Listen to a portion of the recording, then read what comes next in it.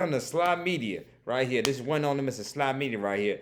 This is my review on Marvel's Thor: Love and Thunder. Wow, I know I haven't done any videos in a minute or anything like that because, like I said, I'm really trying to get more people on the channel, become more animated and everything like that. So that's why I'm kind of just taking my time, really slowing down with the videos. Ain't doing that much. I'm really just trying to get more people on board that's into Marvel stuff and everything like that. We can talk comments and talk about stuff and hop on the channel. So that's why I haven't done no videos, in a minute like back to back like I did it last year. But I'm still gonna do my movie reviews like always, regardless. So this is my review on Thor: Love and Thunder.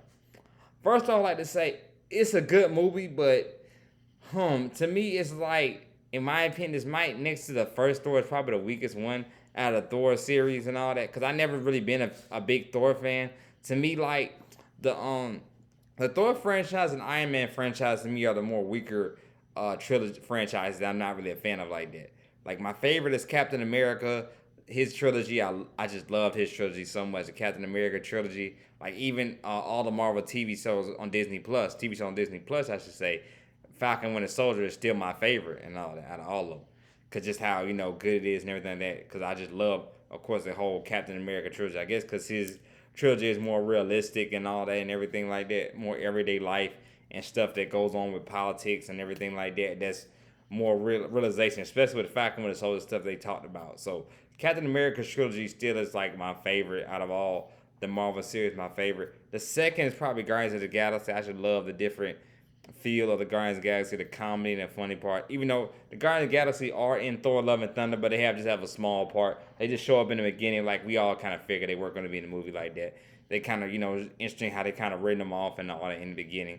But yeah, like Guardians of the Galaxy probably has to be second, and probably third is the Spider-Man trilogy. Because I can't say Black Panther yet, because Black Panther 2 comes out later on this year. So I don't know, with the tragic death of Chadwick Boseman that happened. I don't know how Black Panther 2 is gonna work. So I can't say yeah or nay. That's gonna be my favorite trilogy, even though I love the first Black Panther a whole lot. But second, but like I said, second is Guardians of the Galaxy, and my third is probably Spider-Man, the Spider-Man trilogy, because I feel like every year, I mean, every movie got better. The first Spider-Man, Homecoming was good, and then Far Away from Home was definitely good as well. Then No Way Home still, of course, was a banger. That's still to me the best Marvel movie I've seen in Phase Four. I guess I don't know if the seeing Tobey Maguire, Andrew Garfield, seeing the villains all together, the Spider Verse, kind of like a live action Spider Verse movie. I don't know why. I still can go back to that movie and watch it, but to me, out of all the Phase Fours movies, it's still to me Spider Man's been the best one. And like I said, Spider Man is my third favorite out of all the trilogy. So like I said, the Doctor Strange ones, Iron Man and Thor, kind of aren't really my favorite. They're okay. Like I said, I already did my review of Multiverse of Madness. You can check me out on that. Did my review on that already. I like Multiverse of Madness. It was okay, but everything else were all at once. That's actually better than actually Doctor Strange. And it pretty much is the same movie. And just more marketing, I think, because Marvel's Marvel. That's why Doctor Strange movie got more attention than the other movie that's about the exact same thing and all that. We and my friends, we both gibber and jabber about that. about that. He loves, that everything everywhere all at once. He loves that movie and all and everything. He's been pretty much it's the same movie. Everybody keeps on saying it. It's the exact same movie. It just like I said, like Doctor Strange has the Marvel title to it, so marketing everybody talks about Doctor Strange. But Doctor Strange, Thor, and Iron Man kind of are the weaker of the franchises of the movies that I like. I like them when they're doing their team up thing when they show up in the Avengers movies and all that. But they're the weaker of the franchise. So this Thor movie, Love and Thunder, probably is the weakest one next to the first Thor I've probably seen. It's probably like that weak because it's kind of like a kids movie. They have kids in the movie. They have of course in the end. If you all seen the movie, like I said, you have to if you're watching my review right now, especially the movie's been out for over a week, so I know you've seen the movie now. But Thor gives the kids power, so the kids do have powers in the movie. So yeah, it's kind of like I said, a kids movie. It's interesting. It's entertainment. Has its moments. Like I said, Tessa Thompson does her thing. Still good as Valkyrie. Taika Waititi, still does his good thing directing. Still has his imprints on it and everything like that. Korg is in the movie, which is pretty much always funny with Korg in it. Also, like I said, Chris Hemsworth is Thor. He is Thor. He does his thing as usual. Like I said, I can see why he sticks with doing Thor. This is his bread and butter. Hey, it's like he was meant to play this role. He is Thor. And Jane Foster, Natalie Portman comes back at Jane Foster, does a good job as well, does her thing. Natalie Portman's always been a great actress. She does her thing as Jane Foster, even playing the female Thor. She does good, and of course also as well, Christian Bale as a god butcher. I mean, man, phenomenal. Christian Bale always delivers. He's a phenomenal actor, A1 actor. So he always does his thing. So he does his thing as a villain. So I loved him as a villain as well in the movie and all that. I want to say like Tika Waititi said, he's still the best Marvel villain. To me, the best Marvel villains are Thanos, Killmonger, and who I put at three. I would have to say, who? It's a hard one at three. I might say Michael King as Vulture, probably at three. Michael King as Vulture is three, and all that. Cause I don't the Spider Verse movie, those villains were good too. I like the Green Goblin and everything like that. They brought him back. They brought a lot of people back, from the villains from all the Spider Man movies and all that and everything like that. But from the original that timeline, I would probably have to say Michael Keaton as Vulture. That's probably the third best Spider Man villain. But yeah, so pretty much that's what I say. Yeah, like that's all like my favorite villains in the Marvel universe. I don't still think I mean, God Butcher. Christian Bale's the God Butcher. He was good and all and everything. He was good in the movie, but to me, it's like nah. I wouldn't say he's not even top three for me. He might be top five or something like that, but he's not even top three for me. I mean, you know what I'm saying? I might say Ego was better. Like Ego was better in Guardians of the Galaxy than Christian Bale's character. That's just as God Butcher. That's in my opinion, but. Like I said, top three villains in the Marvel Cinematic Universe is Thanos, of course, in number one.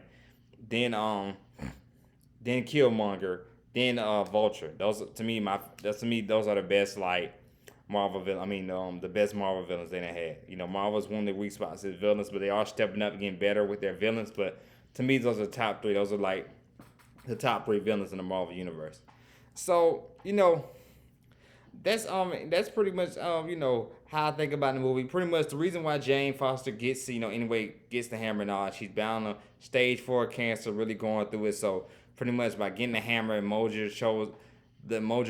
chooses her with the hammer. So she gets the hammer. That really helps her cure cancer. I mean, it really helps out with her cancer, she thinks, but really it's hurting her the whole time because without the hammer, she pretty much suffers and goes through cancer. So since a lot of people have seen the movie, I'll get straight to it. She does end up sacrificing herself pretty much by saving Thor when he in the end when the kids are battling the monsters and Thor and the God Butcher are going at it, and she pretty much sacrifices herself because using the hammer keeps on killing her and everything like that. So she ends up dying, but in the end she ends up dying, but she actually also ends up in this, I forgot the name of the heaven place. I'm in the comment section, but the heaven place she ends up in pretty much is where we see Hamadal. Idris Elba's back as Heimdall. He's in there, so it might be a bunch of other people in there as well. Maybe the three horsemen, Thor three people, they might be in there as well, and all that. So, bro, it brings in a whole new world, whole new delight, and all. I'm curious to see where it's gonna go because it's like there will be a Thor 5. I don't know what you're gonna call it, but it looks like there will be a Thor 5. So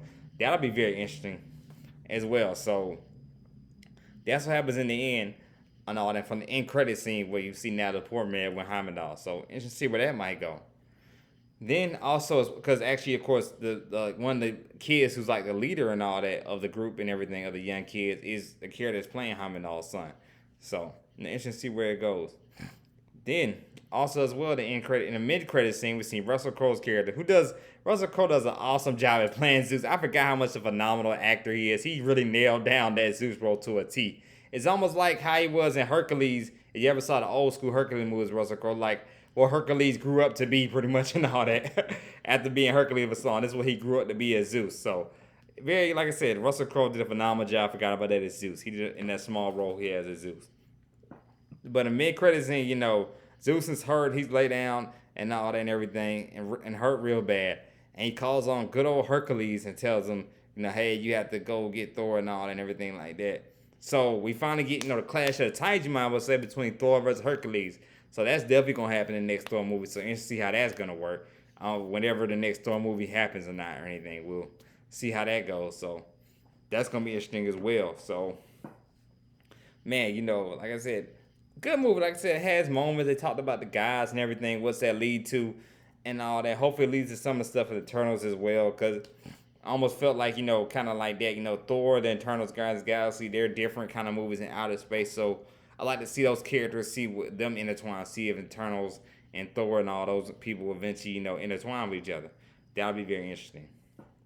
But like I said, I love the movie. Was entertained by it. Definitely a good movie, man. Definitely. It's definitely a good movie for the whole family. If you got kids, definitely take your kids to go see it and all that. And if you're a Marvel fan like me, of course you're still gonna go see the movie because I told you about the Easter eggs, everything that's happening in the movie. You do want to see it, so keep the update just in case you see this other character and you'll be like, oh yeah, nah, I remember he was in this or he was in that movie and all that. So definitely see the movie. Definitely go to see the movie just for that. So, like I said, I get a movie like a 6 out of 10. That's how I give it. I give it a 6 out of 10. It's not the best Thor movie of the franchise. To me, that's Ragnarok. To be nothing can replace Ragnarok. Ragnarok was funny, full of action. Definitely. I love comedy along with action as well. So I say Ragnarok to me probably the best one out of all the Thor franchises. But like I said, this one wasn't bad, but like I said, it's not one of the best. To me, it's like it wasn't even better than the second one. So, that just kind of tells you a lot. But like I said, it's a solid, like I said, one of the terrible movies. It's a solid good movie. It's definitely not the worst Marvel movie ever, but it's not the best either. But like I said, definitely entertaining movie. If you're a Marvel fan, definitely check it out. And if you have kids, you and your wife and your kids definitely go see the movie. So definitely good movie, man, and all that. So this is my review on Thor: Love and Thunder. Like I said, if you haven't seen the movie, check it out. Like I said, you tell me what you think in the comments, what you think about it. And like I said, if you like the content, please don't hesitate to hit the like and subscribe button. Like I said, I promise you I'm getting more people on this channel, more and more of my homies and other people that are fans of Marvel. That way we get more active with everything and all that. So for sure. But stay tuned because I'm finna come right back, do my review on Miss Marvel. That TV series just dropped their last episode this week as well. So I'm definitely going to review on that because at least a lot coming with the mutants and everything like that. I can't wait because the X-Men are finally coming. And I'm a huge X-Men fan. I have a Quicksilver tattoo on my arm. So I definitely love the X-Men. So I can't wait to talk about that with y'all. But, like I said, stay tuned for that. My next video coming up right now. My review on Miss Marvel. Like I said, this is my review on Thor: Love and Thunder. Like I said, y'all be safe and have a good night.